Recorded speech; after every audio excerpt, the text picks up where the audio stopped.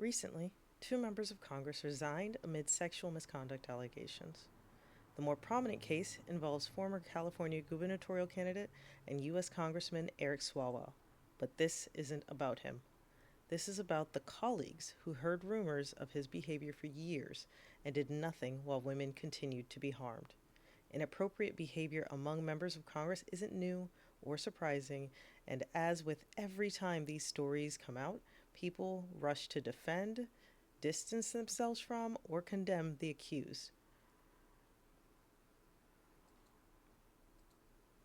Rep. Sam Liccardo, a California Democrat, told reporters, quote, rumors about that were going on for many, many years, and you can't act individually on rumors, but certainly when you have a swirl of rumors like this, it raises the question, why wasn't there action taken? That's a fair question, Rep. Liccardo. Why didn't you take action? Because someone did. A single individual did. The Washington Post reports that Democratic strategist Michael Trujillo was sent a cease and desist letter after he publicly accused Swalwell on social media of sexually harassing staffers and warned politicians not to endorse him in the governor's race. One person acted individually on rumors. Others, like Representative Liccardo, chose not to. Representative Ro Khanna, also a Democrat from California, and an outspoken critic of what he calls the Epstein class, someone who has positioned himself as an advocate for women abused by people associated with Epstein and Epstein himself, said he had heard rumors of extramarital affairs, but nothing more. Why wasn't even that enough to raise a concern internally? An affair with a political candidate, a political representative, a congressman, an affair involving a rising party star can mean ethics violations, conflicts of interest, political liability. When Swalwell entered the governor's race, why were state party members not made aware there may be issues with the candidate? Why did Representative Ro Khanna not speak up, even internally, about what was happening?